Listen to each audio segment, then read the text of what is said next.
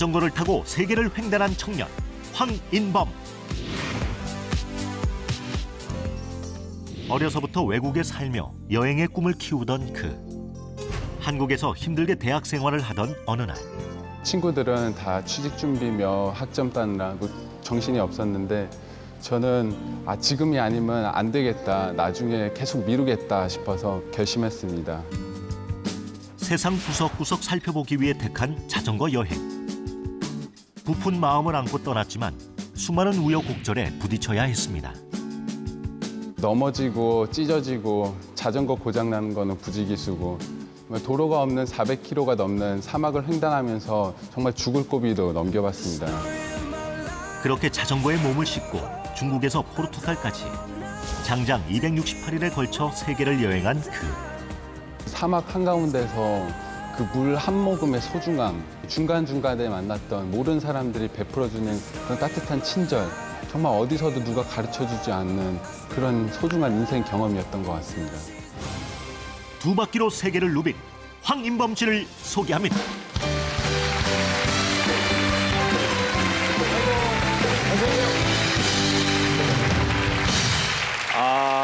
참 대단하신 분이에요. 18,500km를 자전거로 이렇게 여행을 세계 여행을 하셨는데 그래서 그런가는 몰라도 하여튼 다리가 눈에 딱 띄네요.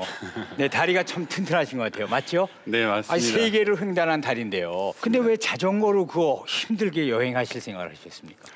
저희가 계획했던 게 1년짜리 여행이었는데 네. 배낭여행 같은 경우에는 그 비용을 감당할 수가 없었죠. 아, 그렇죠. 그래서 싸고 네. 이동이 간편한 자전거를 선택했습니다. 네, 자전거. 야, 자전거로 그런데 저도 자전거를 예전에 좀 탔었는데요. 네.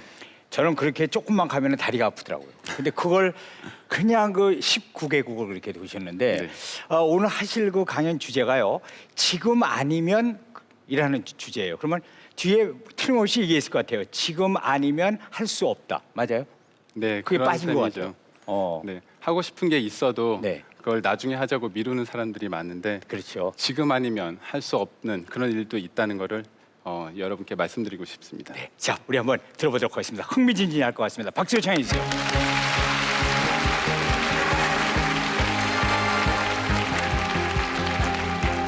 네, 안녕하세요. 황인범입니다.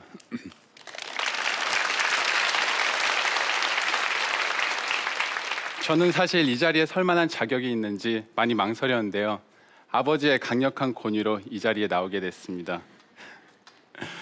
사실 처음 여행 간다고 했을 때는 크게 반대하셨던 아버지인데 말이죠.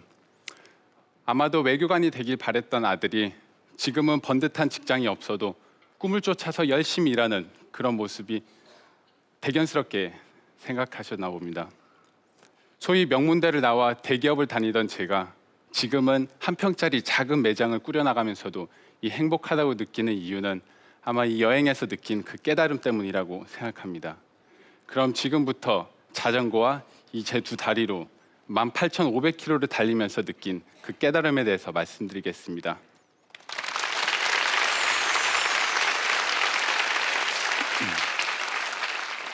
네, 저는 어린 시절을 스페인에서 보냈습니다. 해군사관학교 스페인어 교수이셨던 아버지를 따라 온 가족이 스페인으로 이사를 갔고 그곳에서 초등학교를 졸업할 때까지 살았습니다. 처음 스페인에 가서 배운 문장이 ¿Quieres venir conmigo a mi casa a jugar?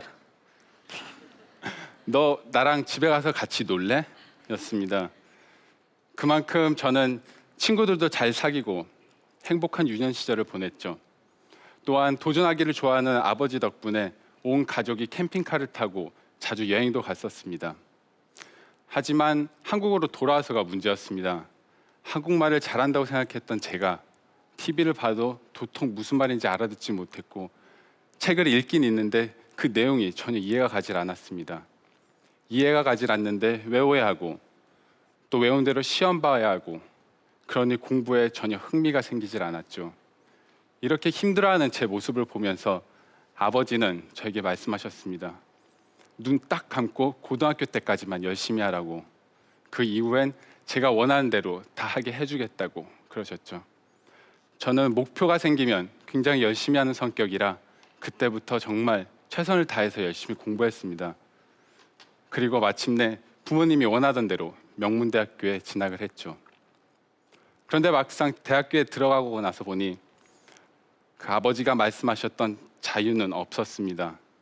중고등학교 때 어떤 울타리만 없어졌을 뿐이지 각종 과제와 시험, 군대와 취업 준비, 이 모든 것이 딱딱 짜여져 있었습니다. 더욱 암담한 건 졸업한 선배들이 하는 말이었습니다. 대학생 때가 좋은 거라고, 졸업하면 아무것도 못한다고, 그리고 결혼하면 더더욱 아무것도 못한다고 말이죠. 그래서 저는 취업 준비하는 주위 친구들을 보며 나도 취업 준비를 해야겠다 이런 생각보다는 지금 아니면 내가 원하는 걸 평생 못할 수도 있겠다, 그런 불안감이 더 컸습니다. 그래서 그때 결심했죠. 내가 어렸을 때부터 꿈꿔오던 세계 여행, 바로 지금 떠나야겠다.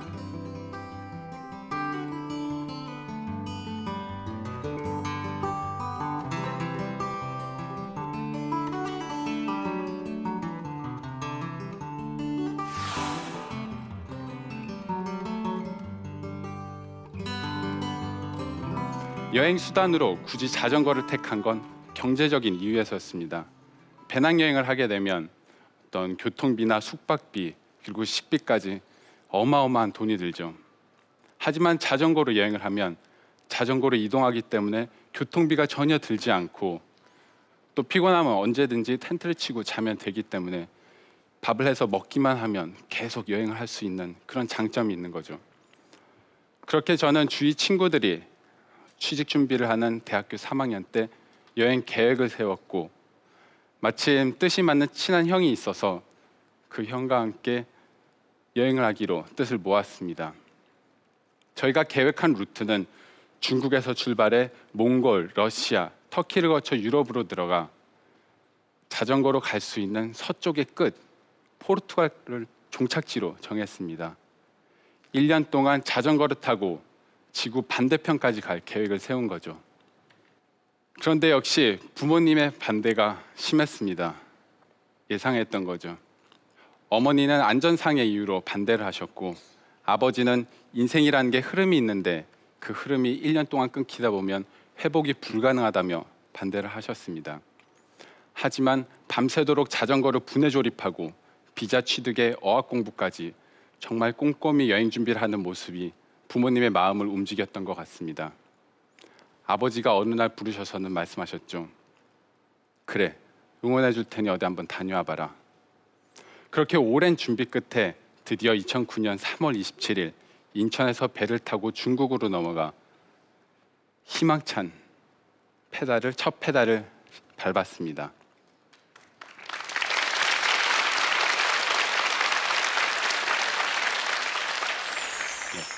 1년 동안 저희가 사용할 경비로 모은 돈은 각자 400만 원 정도, 식비를 포함해 하루 5천 원 정도를 예상한 건데 지금 생각해 보면 정말 터무니없는 액수였죠. 정말 말 그대로 튼튼한 두 다리와 젊다는 미천 하나로 여행을 시작한 것입니다. 여행은 의외의 연속이었습니다. 저희 예상과 가장 달랐던 부분은 세상에 참 따뜻한 사람들이 많다는 것을 알았다는 것입니다.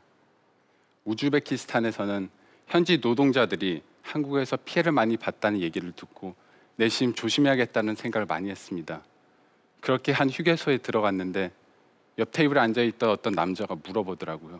어디서 왔냐고. 저희는 한국에서 왔다고 얘기해주자 그 사람이 갑자기 큰 소리로 외쳤습니다. 야, 이 사람들 한국 사람들이래. 그러자 주위에 있던 사람들 한 50명 정도가 순식간에 저희 주위에 몰렸습니다. 이 사람들 우리한테 보복하는 거 아니야? 순간 겁을 먹었죠. 하지만 저희 예상과는 달리 그 사람들은 야, 우리 집에 가서 밥 먹자. 야, 샤워하고 갈래? 그렇게 물으면서 엄청난 호의를 베풀어줬습니다. 또 사람들은 저를 보고 송일국 씨를 닮았다고 하는 겁니다. 황당했죠. 아니, 저도 잘 모르는 사람을 우즈베키스탄 사람들이 도대체 어떻게 알까? 알고 봤더니 우즈베키스탄에서는 송일국 씨가 출연했던 한국의 드라마가 시청률이 90%가 넘으면서 선풍적인 인기를 끌고 있다고 하더라고요. 그래서 그 덕에 저는 주변 사람들이 사인해달라, 같이 사진 찍어달라, 저는 송일국 씨가 아닙니다 라고 얘기를 해도 괜찮다, 사인해달라, 사진 찍어달라며 더욱더 극진히 대접을 해줬습니다.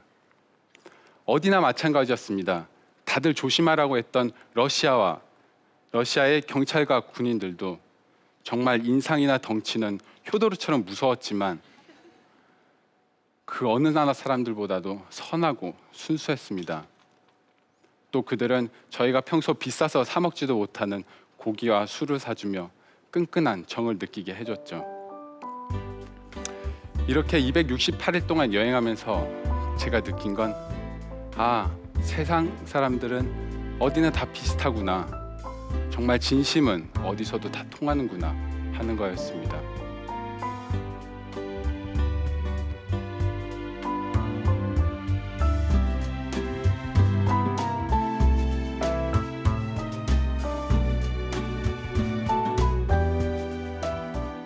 물론 힘든 적도 많았습니다. 추위와 더위는 진짜 말할 것도 없고, 엄지발톱은 2번이나 빠지고 엉덩이에 종기가 나서 수술을 받은 적도 있습니다. 그리고 하루 종일 무거운 짐을 끌고 가다 보니까 밤에 잠이 들 때면 허벅지에 경련이 일어나기도 했죠. 그러나 가장 힘들었던 곳은 몽골의 고비 사막이었습니다. 사막이니까 물을 40리터 정도 더 추가해서 준비를 했는데, 저희가 출국 전에 인공위성 사진으로 확인했던 도로가 막상 가서 보니 그냥 철길이었던 것입니다.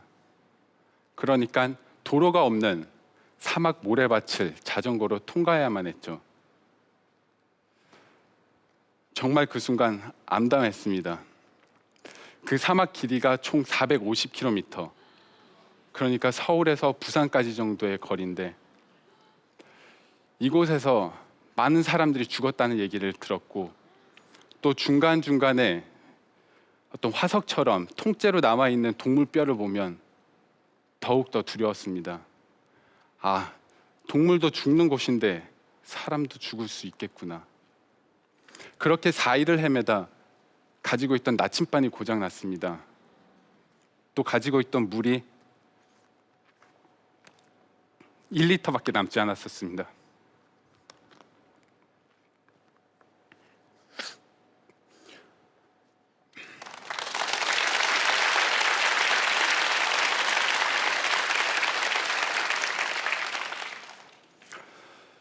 그때는 정말 죽을 수도 있겠다, 이런 생각을 했습니다.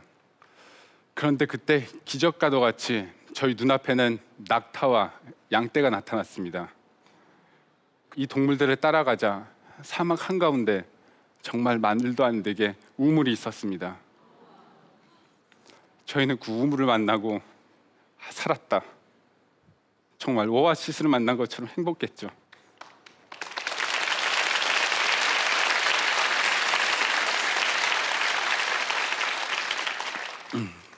정말 말 그대로 고비 사막에서 죽을 고비를 넘긴 겁니다.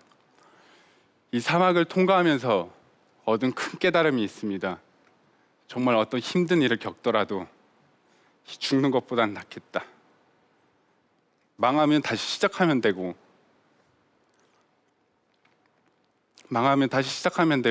죽을 고비도 넘겼는데 뭘 못하겠느냐, 그런 생각, 그런 큰 용기를 얻었습니다.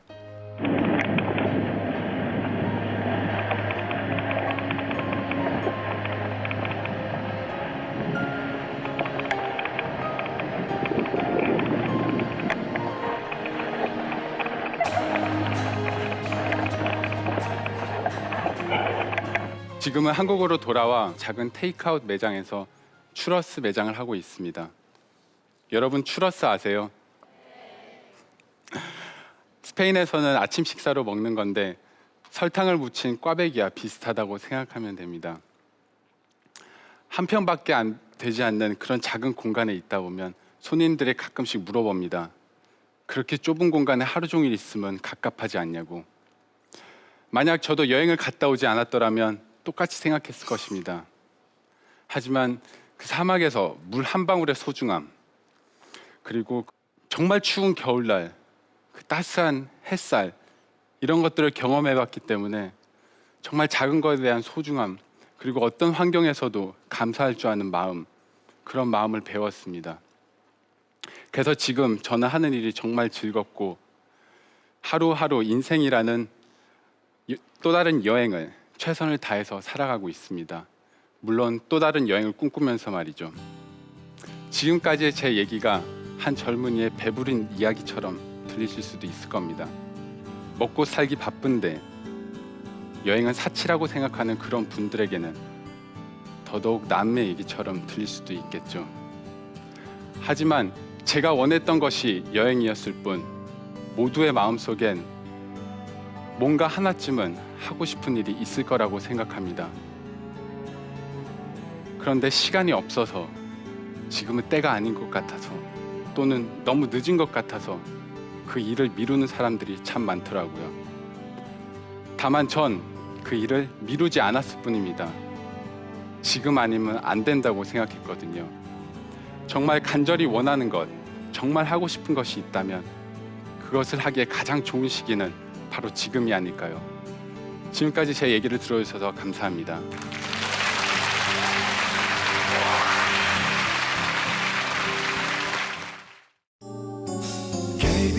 KBS 한국방송